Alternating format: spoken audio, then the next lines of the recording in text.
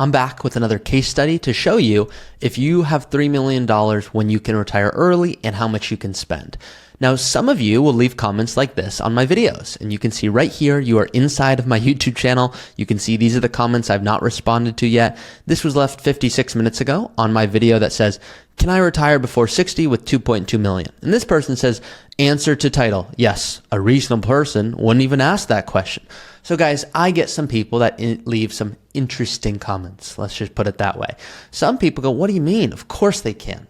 $2.5 million bucks? Yeah, of course you could retire. Guys, just so you know, I have clients with $5 million that I will recommend not retire because they want to spend $60,000, $70,000 a month. That is a sure way to run out of money. I have other clients that have $1 million that I go, why are you still working?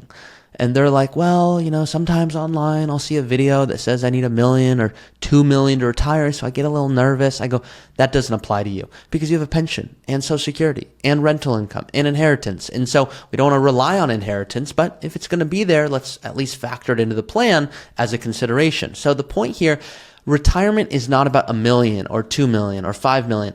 I have a video I made here. Some of you guys are going to think I'm crazy, but I have a couple that I work with that has north of 20 million net worth that isn't worried about running out, but they're like, look, I'm sure we're leaving money on the table. We're not optimizing. And now that we have a lot of money, we're worried. So look at this video right here.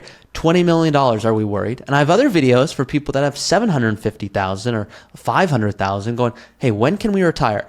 I want to help all of you regardless of where you are. Now, some of you leave very nice comments like this. This comes 4 hours ago from Monica. Thank you, Ari, for your useful and thoughtful content. You should add sanitation engineer as your informal job title, as you definitely help us clear the head trash, as you say. Your videos have helped me get rid of unnecessary worry about all the scary early retirement issues, RMDs, long-term health insurance, taxes, oh my. We're going through the academy and really find it useful. Thank you again for the time and intentionality with your content. So I get a lot of mean comments. I get some nice comments. I see it all. It's part of the job. Now, if you don't already know, today's video is going to be a $3 million case study. I'm going to be playing around with the software that you're going to see on my screen right here to see what if they retire earlier? What if they spend more? Can they retire?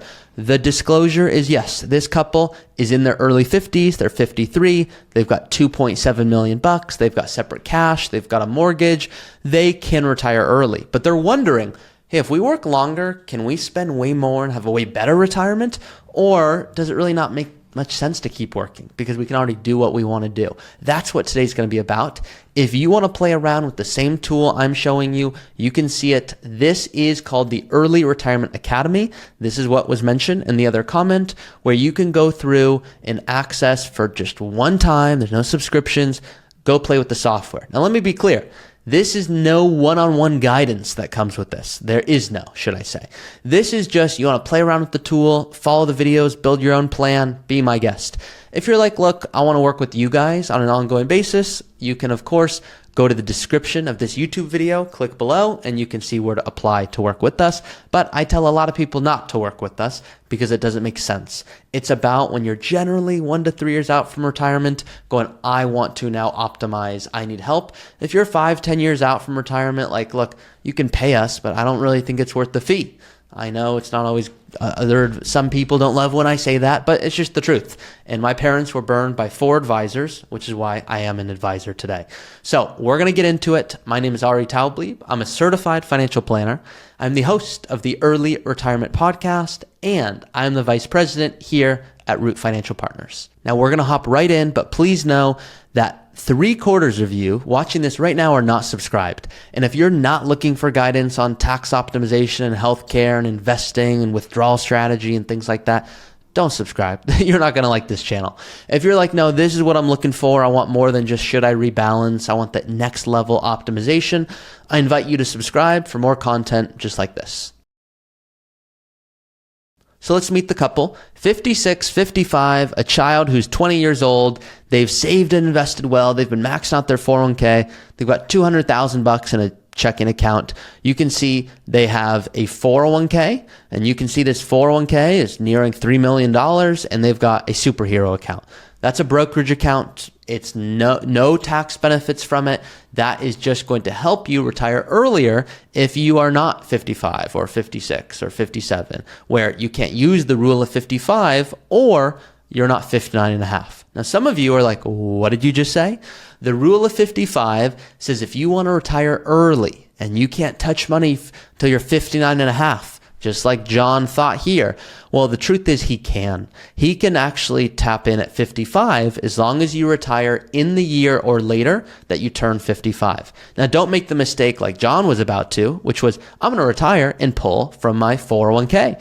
Why? When you pull from your 401k, that increases your income. So John is like, hey, is there another strategy I'm missing? So John does have the money to retire. They've got a net worth, $3.5 million. He's got 2.7 in a 401k, but he should not retire. One, he doesn't hate his job. Two, he has too much money in his 401k. Some of you are like, Ari, what are you, new to the business? No such thing as too much money. Guys, I know there's no such thing as too much money, but what I can tell you is too much of his money is in one account, and it's a 401k. That is a pre-tax account. So he doesn't really have 2.7. Maybe he's got 2.3 or 2.4 after taxes. A superhero account or a Roth IRA, these are accounts that are going to accelerate your retirement to the next degree. So someone with 2.7 in a brokerage account versus 2.7 in a 401k, those are two very different retirements. So if you hear a neighbor or a friend or a coworker say, I've got $2 million, or they try to flex on you and say that they've got 5 million, you have no idea how much they really have because we don't know what account it is in. So some people go, Ari, my neighbor just retired, but I don't know how. They only have $2 million and I have 4 million and I'm still working like a dog. I'm like, well, you probably need a financial plan because you probably can retire. But your neighbor, we don't know how much they want to spend. We don't know what their plan is. We don't know what really lets them be happy and how many years of income they need. Maybe they have a health condition and they might not live for 15 more years. They may only live, for 15 more years. It'd be hard to do the other way. So I want to make sure no matter where you're at, you can go play around with these numbers and run your projections. But let me show you how I would approach it. So for this couple here, you can see here we are. We've got nearly $3 million, and they said, look, we don't hate our jobs. We're going to work until we're 58 and 56, and we think we could get away with spending $6,000 a month in retirement. Big no-no with me, okay? My pet peeve is when people say the following: I think I could get away with spending $6,000 a month in retirement. I mean, I think I could do it. Maybe I could get by on $5,000 a month. We only eat eggs. We go back to top ramen like in school. Guys, retirement is not about getting away with something. That's my pet peeve. Tell me what your pet peeve is in the comments. Some of you are like, I hate those slow drivers in the left lane. Like, get to the right lane. Others of you are like, no, I've got a different pet peeve. So tell me yours because it keeps my job fun. But my pet peeve is people trying to get away with something. So I asked this couple, I said, guys, I don't do getting away. How much would you love to spend? And they're like, to be honest, we'd love to spend $10,000 a month. I go, great. That's important for me to know. So you'd love to spend $120,000 a year. Is that right? They go, that's right. I go, awesome. So here we are. Instead of having 8 million at the end, there's still 3 million at the end. How does that sound? And they said, to be honest, I don't think we need to leave 3 million behind because we don't want our child to get $3 million and then not work hard. I said, okay, what if you guys retired a year earlier? So now we're only working until 57 and 55. And they're like, yeah, I don't know. I know your software shows we're still on track, but it doesn't really yield confidence because we just have so much less money. I said, I agree. They're like, really? I thought you were going to disagree. I go, no, because you say you want to spend $10,000 a month, but you're not telling me how often you need to buy new cars. You're not telling me about vacations. You're not telling me about health and massages and physical therapy and part-time income. And you're not telling me a lot of stuff. So I said, let me guess that you want to spend $20,000 a year on vacations. They go, okay. Well, we do that. Now we're running it pretty close. And so I asked them, hey, does your $10,000 a month or $120,000 a year, does that include vacations? They said, not in our dream world. I go, great, then we want to leave this on. And they're like, why would I leave this on? Like, you're telling me I'm now cutting it close. I said, you also told me you didn't hate your job. And they're like, yeah, we don't. I go, well, if you were to work as we discussed from 50 to 58 and 56 and still spend like we're talking about, there's still $2.3 million at the end, nearly 2.4. And they're like, huh. So instead of 8 million at the end, there's still 2.4. Well, we're still on a good track. And I'd say, yeah, but is that including, and this is what I want my clients to do before they retire, is that including buying new cars? How often? What about weddings? Are we planning for that child? Or are you going to make them do it under the 405? You'll only get that joke if you live in LA, okay? Property. Well, are we going to downsize? Are we going to move? Are you going to do part-time income? Are we doing charitable giving? What if we were to move savings? Whoa, whoa, whoa. Like right now, we're saving money. Let's open this bad boy up here. Let's scroll down a little bit. Right now, look at what we're doing. We're putting 5% to the 401k. We're not doing any of the Roth 401k. What if we increase the 401k, which you guys all know I already said not to do because they have too much in their 401k. Well, it helps a little bit, but doesn't make a big difference because what really makes the difference is how much would you love to spend. So this is where I want my clients to live, and then I want them to not marry it. And you're like, what do you mean? You're trying to confuse me here? What are you doing? And I said to this couple, I said, are you going to spend $10,000 a month every month for the rest of your life? They're like, I mean, probably not every month, but like something like that. I said, no, you're going to spend way more. They're like, really? I just kind of told you what I wanted to spend. I said, you're going to spend way more when you have your energy and your health. You're going to want to spend more. You might spend more than $140,000 a year. You might want to spend 150 or 200. What if family and you're having a great time? But the reality is most of my clients don't spend as much in their 70s and 80s because their health isn't in the same boat. So it's not a perfect example, but it's something worth turning on because this is assuming their spending continues to do the same thing forever. What if we adjust this to what's called the retirement smile, retirement spending smile? What that is saying is what if you spend more the first few years, then a little bit less, then it shoots up again like a smile. That's a dynamic spending strategy. Let's refresh it. What does it do to the plan? Wow. Well, that's $700,000 more dollars if we tend to spend like a traditional retiree, which I'm not saying they're going to do, but you never know. So this is how I would approach a conversation with a couple. It's not me saying you can't retire early or you can't. This couple might go, Ari, and I'd ask you to ask yourself the following question. Just please ask yourself this. Would you rather work longer so you can spend more, or would you rather retire earlier, even if it means you could only spend, what you're spending right now?